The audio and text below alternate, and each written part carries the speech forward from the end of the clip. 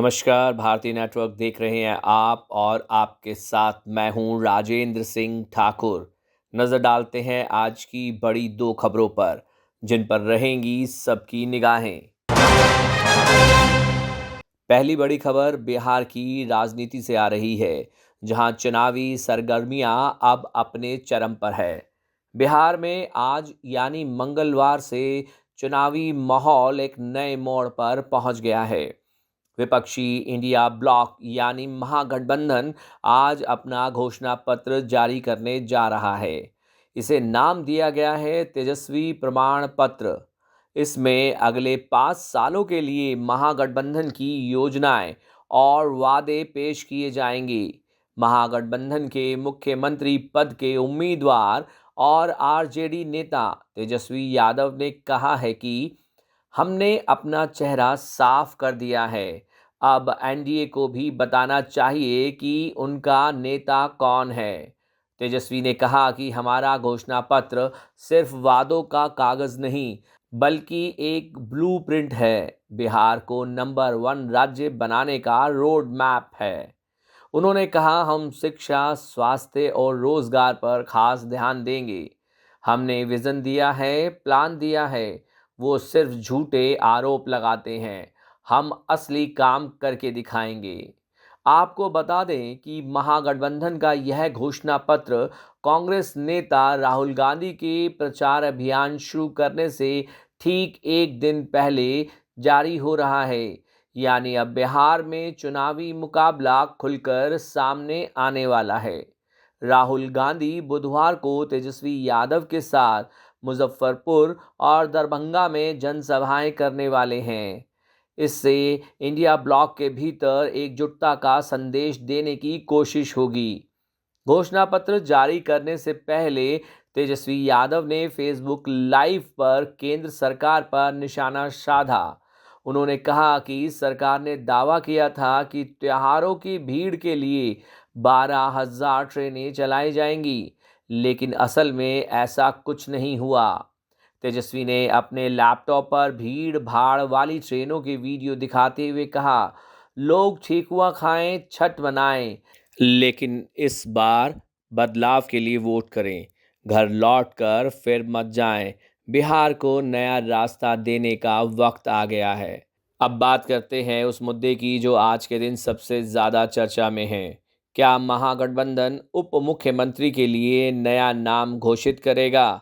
अगर गठबंधन सत्ता में आता है तो अल्पसंख्यक समुदाय से एक नेता को भी उप मुख्यमंत्री बनाया जा सकता है। इससे बिहार के सामाजिक समीकरणों पर बड़ा असर पड़ सकता है। याद दिला दें, जब तेजस्वी यादव को मुख्यमंत्री पद का उम्मीदवार घोषित किया गया था, तब यह भी कहा गया था कि वीआईपी प्रमुख मुकेश साहनी को उप मुख्यमंत्री बनाया जाएगा। मुकेश साहनी निषाद समुदाय से आते हैं, जो अत्यंत पिछड़ा वर्ग में गिना जाता है। इस कदम को निषाद वोट बैंक को आकर्षित करने की रणनीति बताया गया था। हालांकि इस घोषणा की आलोचना भी हुई थी। सत्तारूढ़ एनडीए और एआईएमआईएम प्रमुख असदुद्दीन ओवैसी दोनों ने कहा था कि मुस्लिम समुदाय, जिसकी संख्या निषादों और यादवों दोनों से ज़्यादा है, उसे नज़रअंदाज किया जा रहा है। ओवैसी ने कहा, एक यादव और एक निषाद को तो जगह दी, लेकिन मुसलमानों को फिर हाशिए पर छोड़ दिया गया।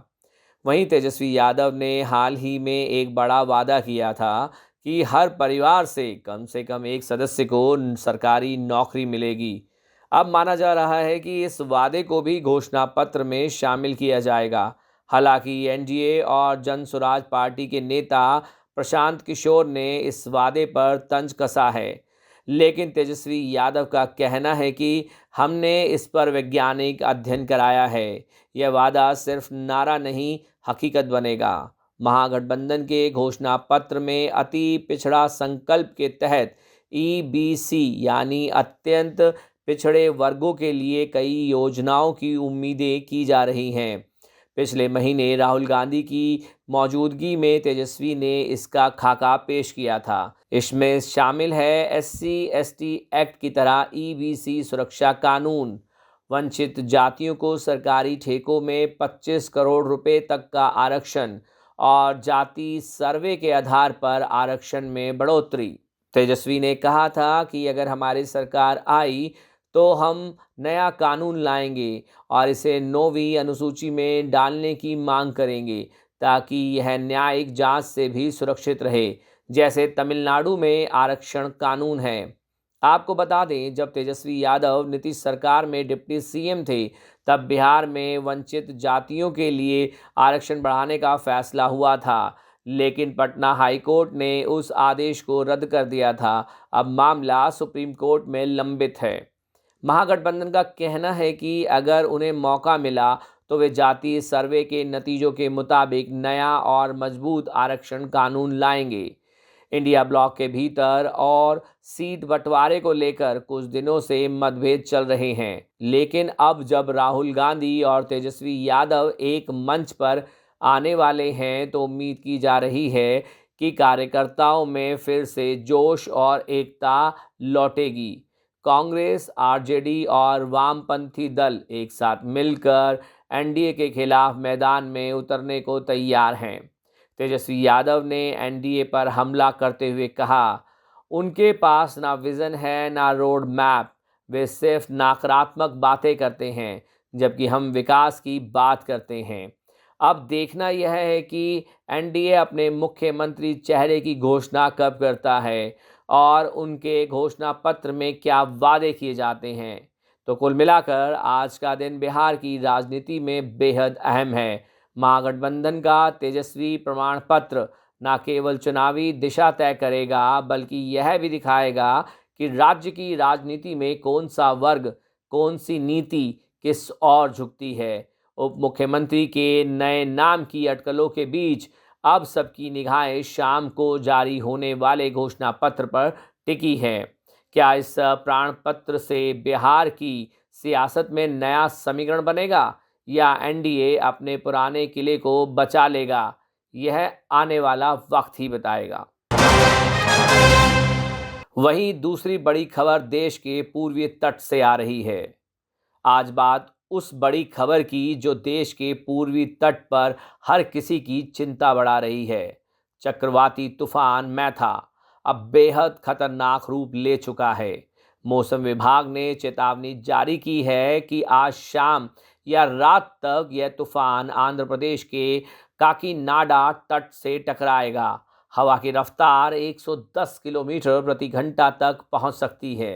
भारतीय मौसम विभाग आईएमडी के ताज़ा अपडेट के मुताबिक मैथा फिलहाल पश्चिम मध्य बंगाल की खाड़ी में सक्रिय है और उत्तर उत्तर पश्चिमी दिशा में आगे बढ़ रहा है।